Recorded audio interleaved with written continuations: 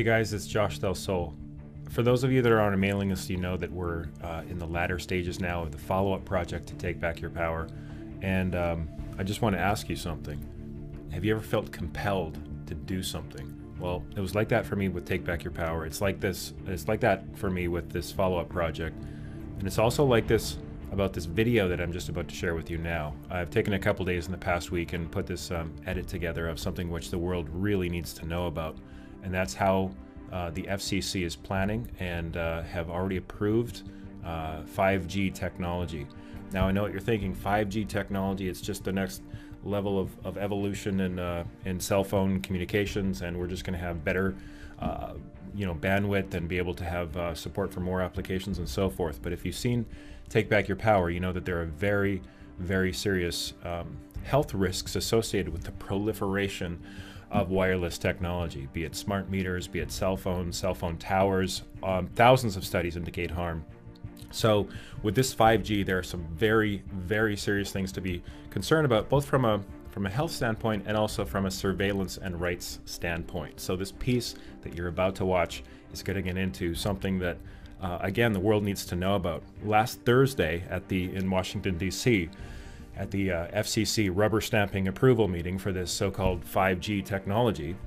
At that meeting, there were 4 very interesting and powerful things that happened. 2 of them have to do with suppression of free speech and truth that we all need to know about, and 2 of them have to do actually with truth getting injected into the narrative here and on the record in a very powerful way. Okay, so what we're dealing with is the Gestapo is in the United States. They are basically running the show for, most of you already know this. This isn't really news to anyone. We're living in a corporatocracy. But the extent of the harm that's being caused, both to our rights and to truth and to our health, is far worse than what we had imagined. So this is all going somewhere. I want to encourage you that there are solutions both at the end of this video and in the movement and the awareness that's all unfolding from this. But you guys check this out, and we invite you to subscribe to our mailing list at takebackyourpower.net. We're bringing this conversation forward, but I hope you enjoy and are inspired by, but also really pissed off at what's actually going on here and get activated to be part of the solution. So thank you, and we'll talk to you soon. The big game changer is that 5G will use much higher frequency bands than previously thought viable for mobile broadband and other applications. Such millimeter wave signals have physical properties that are both a limitation and a strength. They tend to travel best in narrow and straight lines, and they do not go through physical objects as well. But brilliant engineers have developed new antennas that can aim and amplify signals. Now, to make this work, the 5G build-out is going to be very infrastructure intensive, requiring massive deployment of small cells. I'm confident that the actions will lead to a cornucopia of unanticipated, innovative uses and will generate tens of billions of dollars in economic activity. And that's damn important, because it means that U.S. companies will be the first out of the gate. And that is why 5G is a national priority. And stay out of the way of technological development.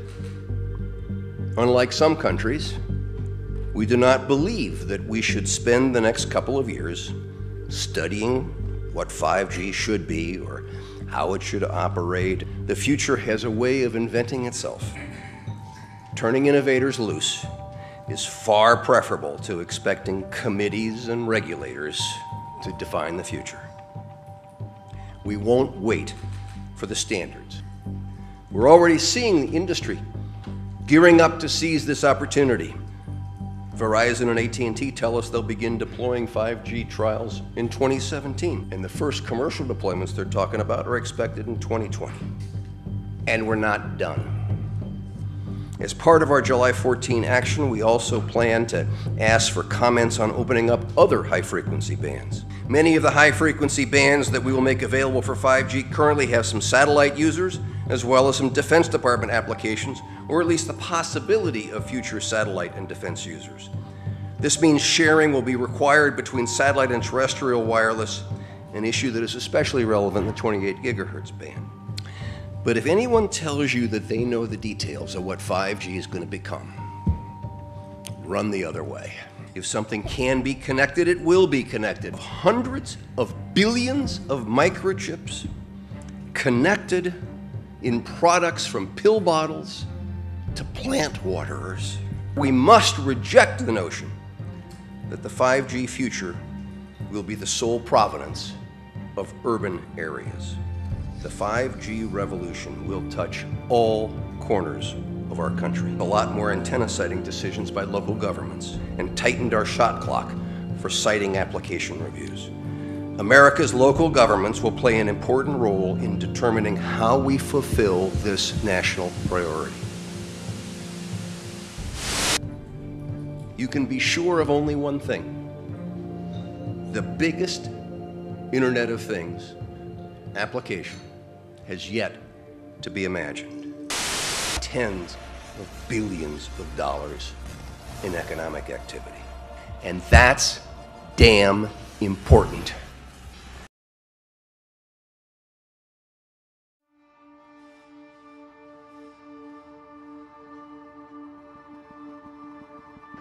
Ask a question. We'll start with you. Good morning, Mr. Chairman. Sir. You needn't egg me on this one. Moments ago, I was attempting to talk to some people who came to attend the meeting and have concerns about radiation and 5G. And one of your security force intervened, told the guy he couldn't show me the T-shirt that he had wished to display at the meeting, forced him to put it away, and confiscated my FCC-issued ID. Is this consonant with the discussion that ought to be taking place here, and what's your reaction to this action by your staff?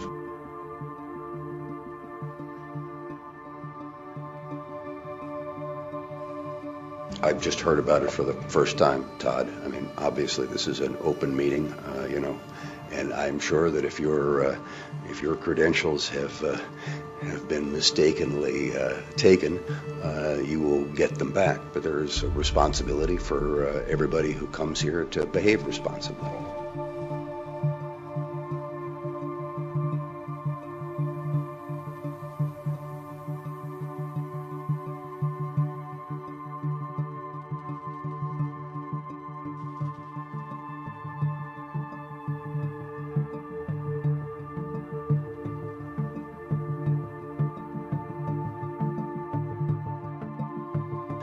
By approving the Spectrum Frontiers Order, the United States becomes the first country in the world to identify and open up vast amounts of high-frequency spectrum for 5G networks and applications.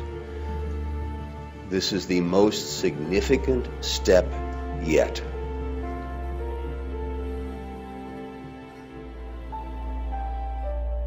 And our BDS proceeding is dealing with that issue. Lydia. Hey Tom, with the Hi, Lydia. study showing wireless causes cancer subthermally, how can you proceed with more wireless expansion with our 60 standards only recognizing thermal effects, ignoring thousands of studies showing cancerous effects, neurological effects, reproductive harm? Lydia, do you have a question? I do have a question, Mr. Okay, Chairman. I'll answer your question, Lydia. Lydia Bayud, Bloomberg BNA.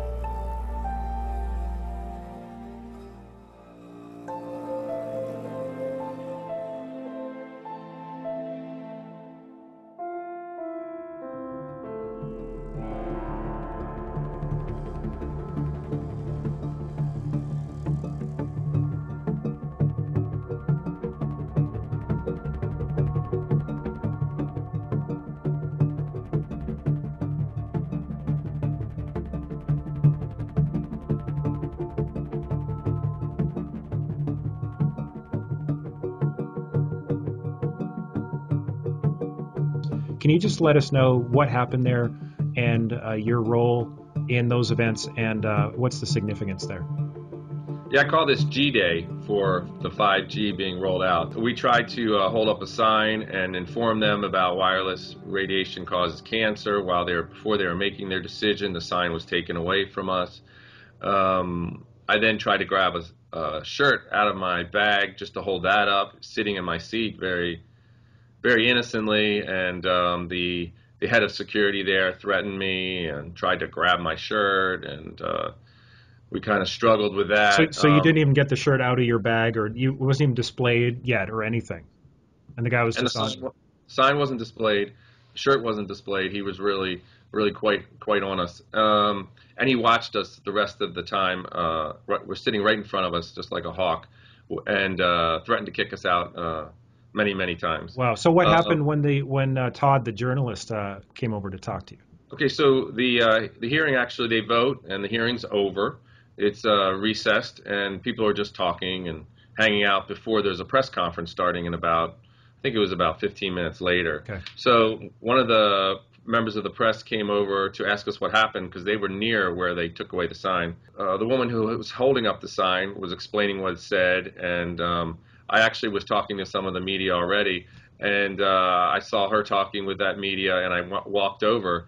And he asked me, what was on the sign, and I told him. And then he asked me, I hear they wanted to take your shirt. What was on that? And I said, I'll show it to you. And I reached into my bag to grab the shirt to show it to him.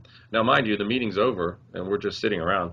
And the director of security came over, said if I take the shirt out of the bag, he'll throw me out once again.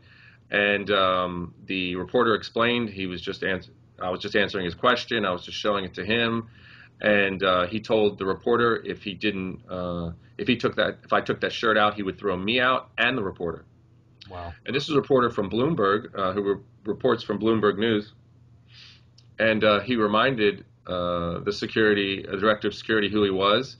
And he again told him he would kick him out. And then the reporter asked for his name and position and wrote it down. And they went back and forth. And eventually he took away his press credential. The T-shirt said, and it's kind of relevant to being here in Cleveland for the Republican National Convention, LeBron James had a salivary gland tumor where he holds his cell phone. Who's next? And on the back it said, World Health Organization classifies microwave radiation as a Class 2B carcinogen. So that's the one, that was on the T-shirt. And I think it's important because it shows the power of the media to control information and dialogue about this issue. Because most people don't know that LeBron James had a salivary gland tumor removed from his jaw, and it took 6 hours to get out of his jaw, and could have killed him in the operation, but it was a non-malignant tumor, so he went on, and it was right after the playoffs in 2009, and there's two articles. If people Google LeBron James spring surgery, you'll find the two articles, but in one of them it says, at the end, how come no one else is writing about this issue? If this guy wears the wrong T-shirt, it's international news. This guy had a tumor that could have killed him, and no one's talking about it. So it shows the power of the media to control this. And what's really sad is after he had this tumor, he became a sponsor for Samsung cell phones, and now he's a big promoter of Beat wireless headsets, exposing more young children to wireless radiation to the head, and possibly causing the same kind of salivary gland tumor that he had. And you can bet that that's by design, right? However many tens of millions of dollars he got for that contract was a little bit of insurance on their part, I'm sure. Yeah, I think that's what I was going to mention before, is I don't think they seep into this. I think there's a very conscious effort and plan to fund the people that might cause problems. I think they go to the PTA. We had a problem getting into the PTA and talking about this issue. They kicked us out of the conference, and we were paid exhibitors because they helped fund that conference. And with all these wireless projects, people need to understand everyone gets paid on them. If Citi puts in wireless, they get extra money for other technology projects. Everyone along the way gets a piece of it, and everyone stays quiet as a result.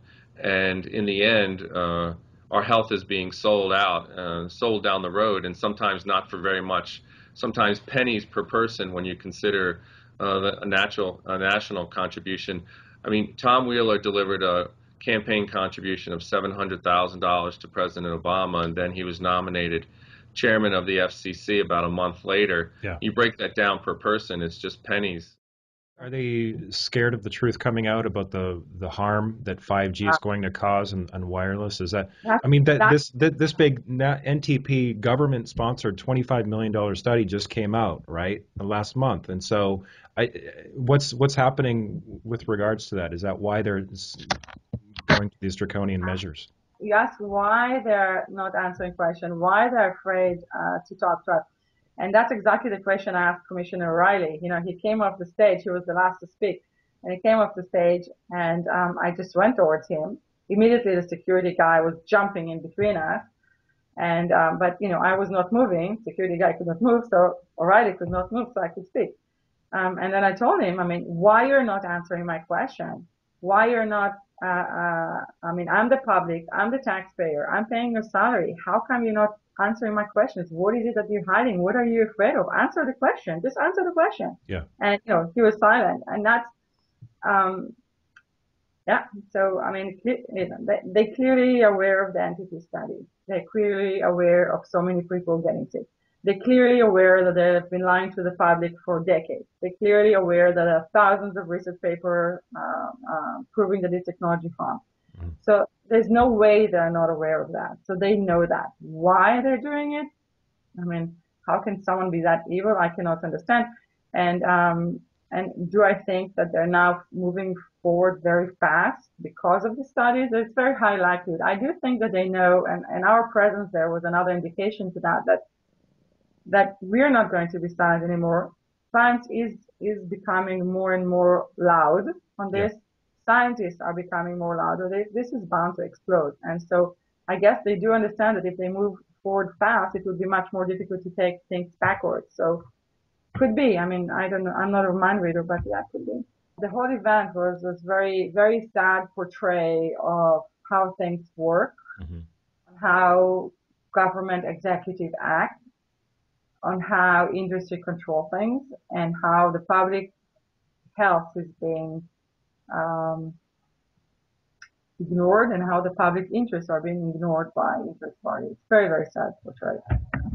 Isn't it amazing how an industry talking head like Tom Wheeler, chairman of the FCC, would dare to call out someone who's taking a T-shirt out of his bag to voice a concern about what the agency is doing, call that as irresponsible, right? If your credentials have been mistakenly taken, you will get them back. But there is a responsibility for everybody who comes here to behave responsibly. Meanwhile, they're set to roll out technology which is going to harm everyone on ways in which we don't even know, but the science is really clear that it's unbelievable. Like the double speak, the Orwellian, it's crazy. It's crazy. This is, as I said, this is, I speak every day, hours, to people, adults and children whose life just got destroyed by becoming sick with this technology. I speak to children who wants to commit suicide and die. And, it's very difficult, those conversations. And it's also very difficult because many times I cannot do more to help. And it's just a very, very, you feel like constant heavy weight on your shoulders, on your heart. Like sometimes I speak to people, I cannot breathe. And because I don't know how to help.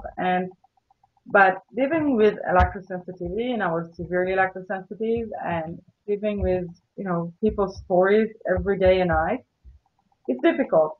But for me personally, more difficult is seeing how this lie has been perpetuated so successfully, how people can harm other people in such an evil way. And I'm sorry to say, this is pure evil. And the fact that this technology is so amazing, and I love this technology before I got sick, and I still think that if it was not harmful, it is the most amazing technology, and it can be so useful for humans. But when you know what it does, and use all kind of slogans, smarts, to get people addicted and into it, and when you know what it does and how sick it makes people and how it destroyed children's lives and the future hunt. There's no other word to describe it except evil. So this is for me the more difficult thing to like. I can handle the stress of the being sick, of the stress of the other sick people. The fact that this evil can happen is very difficult for me. And I'm Jewish, and we all carry that heavy weight of the Holocaust. And since I was a child, I was constantly, it had a huge impact on my life, and for many in various ways. And I remember I always wanted to. I mean, what you learn from it is that bad things can happen when people are silent, Yeah. when people comply, when people don't stand up to evil. And this is my message, really. I mean, we all have to stand up, and we all have to show huge determination. We're fighting really strong forces, and we are very small compared to them. But it's maybe a cliche, but it's all it takes to put light in the room is one candle to take away the darkness. And everyone has to stand up and stop be afraid. Stop waste your time on Facebook posting. Take action, do something, inform Congress, fight Congress. I mean, speak up and do something. Yeah.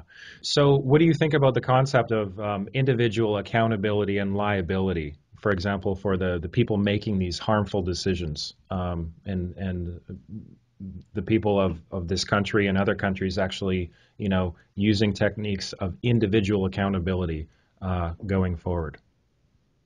Yeah, so I think all of this evil that we're now facing is successful because in the past we did not stop this. I mean, we allow this kind of system used by industry to put toxic into the environment in various ways. And we didn't take the lessons and we didn't do what we should have done. And what we should have done was pursue those who did this crime all the way. And only when we demand accountability, there will be a lesson to be learned for the future. Until there's personal accountability and liability, this systematic problem that repeats itself will happen again and again and again, and it has been. So we learned that the tobacco industry was lying to the public, bluntly, to the public, to the government, to health organizations, without any hesitation regarding the addictiveness of tobacco and how harmful it is to people. And was anyone sued? No. Was anyone found personally accountable? No. So that's actually what enables this kind of behavior to happen again and again. And not just that, it seems like those industry who put this toxic out there for us are becoming more and more an expert. So they're learning from what those industries, other industry who did, and just learn their guidebook and make it even better. So if you look at the actions of the wireless industry, it does exactly what it has been doing, exactly what the tobacco industry is doing to the letter, and it's actually making it even better the way they do it. So this will continue. This systematic problem will continue. This problem of conflict of interest, where people who work for industry now regulate the same industries they used to work for, just like Tom Wheeler's now, who used to have the wireless industry organization, is now the regulator of that industry. Right. So this will continue to enable those people to do this harm and to do them again the next time. You see that the industry is using the same scientists. It used to say that tobacco is not harmful, to say now that wireless technology is not harmful. So unless we will make sure that those who created that harm for the industry are found accountable, and those people in the government who did not do their job and protected the public interest and health will be found accountable, we will continue and have the same thing happen again and again and again. And I remember the first interview I gave on this topic was to an Israeli paper, and I said it very clearly that I less care about the industry. I more care about pursuing those people in governments who did not do their job, who betrayed the public trust. And I think this is the action we should take, and we should make clear to those government people, or if you talk about Wi-Fi in schools, then the head, the school principals, who do have personal responsibility and liability to protect the children's health, to make sure they know they will be found personally liable for the harm they cause. They have a position of trust, and they betray that trust, and they should be found liable. It should be civil liability and criminal liability, because harming people and assaulting them with this, it's an actual assault with this technology. You're causing physical harm, you're causing physical pain. And then if you know that you do it and you continue to ignore it, that even makes it worse. So we all have to find ways to make those who cause this harm accountable. Until we do that, nothing will change. Yeah, very well said. What is your point of entrance into this? So my background is as a medical social worker, and when I was in the hospitals, I saw young salesmen, lawyers coming in with brain tumors and healthy otherwise, other than the tumor, and doctors asking them about their cell phone use. So I was clued in very early with these heavy users and the tumors it was causing. And then I had several colleagues of mine develop brain tumors in their 30s, and very healthy individuals otherwise. Another colleague who developed a tumor in her breast, where she put the phone in her bra and she lost her breast.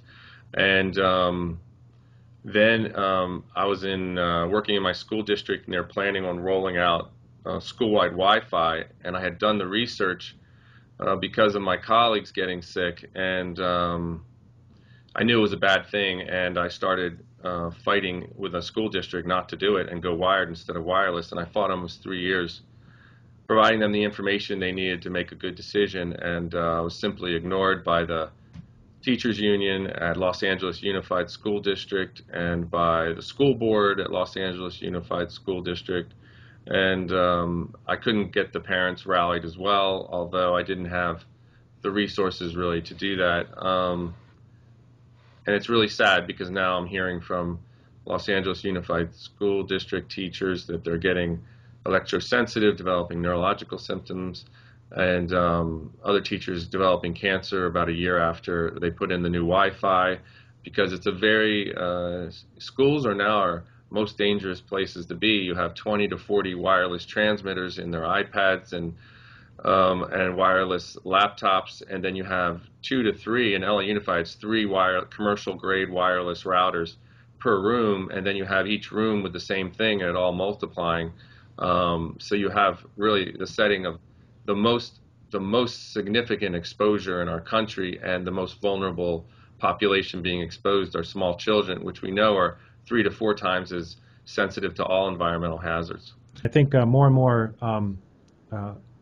researchers, doctors, parents, and those who are in the position of power to do something about this are beginning to realize this. But this is, I mean, what's happening to our kids, and what the electromagnetic radiation, the proliferation of it is causing. I mean, everything up until this point really could potentially only be the tip of the iceberg, right? With this rollout, this planned rollout of 5G, which was just approved. Yeah, we are microwaving our population and wondering why our cancer is going through the roof, and people aren't feeling as well, and chronic disease is going through the roof. It's really very sad. So we want to basically make it really clear. If you're watching this and if you want to do something about this, go to the link that's at the end of this video. It's going to be a bunch of information, links, and specifically an action link for you to take right now. Is going to be at the top of the section beneath this video. So Kevin, I want to thank you so much for everything you're doing. Thanks for your time and speaking to us today. And we wish you, the success in continuing to be among the front lines of those getting this truly life-saving information out to everyone. Yeah, and as a closing statement, I really beg people to take action. And even if you don't see the link at the end of the website, you know where all the congressmen are, the House of Representatives and Senate. You know where all the committees are. Go. Educate them. Go like the wireless industry goes time after time. Go to the FCC. The FCC, I think, is visited 500 times per year, and it's like twice a day, you figure, on average. by the industry, and we have our information. We need to go as well, but especially to our representatives who are supposed to represent us and protect us. They need to see that it's a glaring problem, and what you will see is that they're getting sick as well. I spoke to Congressman Grayson from Florida, and while I was talking to him, one of his staffers, Joe, came up to me and said, "What are you talking about?" I said, "I'm talking about wireless cell phones causing brain tumors." He said, "That's interesting because I had a brain aneurysm and I'm lucky to be alive." And then he said, "It's also interesting because my buddy just died from a brain tumor." So, they're heavy users up here, and Wow. you'll find that they're suffering too, and we need to build on that because we're past the point of potential harm. We're at the point of harm. There's 10 to 15 years for tumor growth. We're there as a group, and we're doing nothing but making it worse. So people are definitely getting sick, and you need to ask them, does your face tingle when you use your cell phone? Do your hands tingle when you use cell phone? Do you have difficulty sleeping?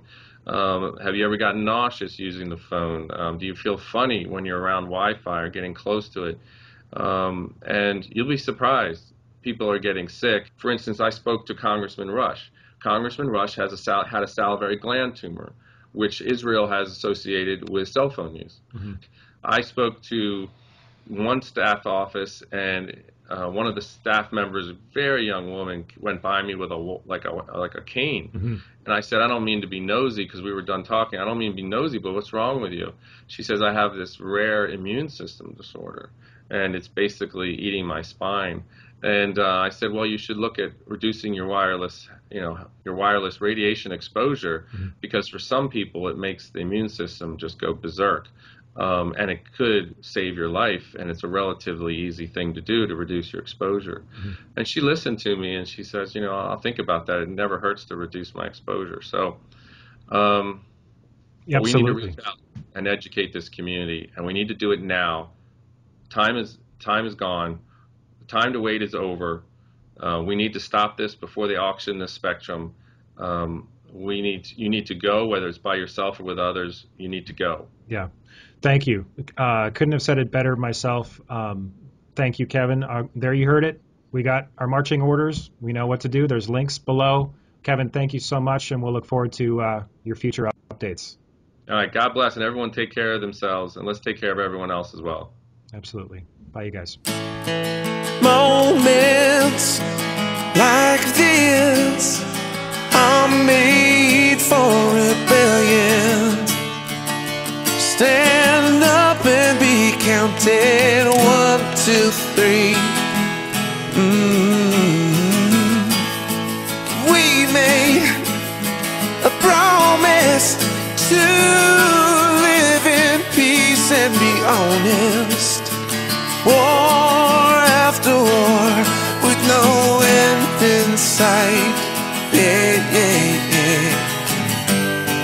Ocean to ocean, join the peace and love revolution. Take my hand and we'll hold the line. Yeah, yeah, yeah. Time to stand up. If you're with me, put your hands up. Sing with me now, just like the rain. Your thoughts are things, now direct them like laser beams. We can change the world in like 1, 2, 3. Ocean to ocean, join the peace and love revolution. Take my hand and we'll hold the line. Oh, oh, oh, oh, shine. Oh, oh, oh, oh, join the peace and love revolution. Take my hand and we'll hold the line. We'll hold the line.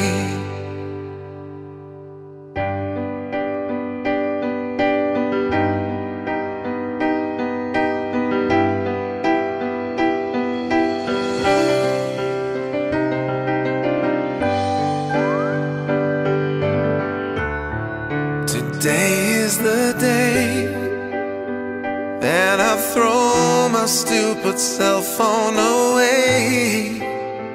I'll sell everything I got on eBay and unplug from this collective mind. I'll head for the sea, searching for an island perfect for me,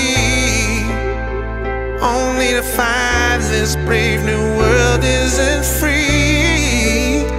So I'll build a rocket to outer space, find a new place.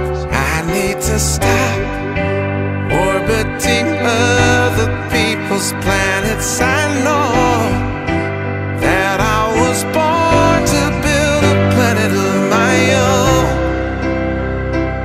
and this planet X will not be bound by gravity.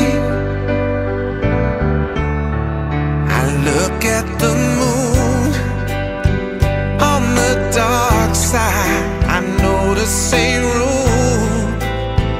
It's a message that says we'll be there soon, but I'll never let them take this place from me. You see, I need to stop orbiting other people's planets. I know that I was born to build a planet of my own, and this planet X will not be bound by gravity. Come with me, we'll never look back. Come with me, we'll never look back. Science fiction is science fact. No reptilian race will enslave us, will embrace tomorrow. There's only one rule. If you want to come with me, don't be cruel. There will be no king and therefore no fool. Just be kind.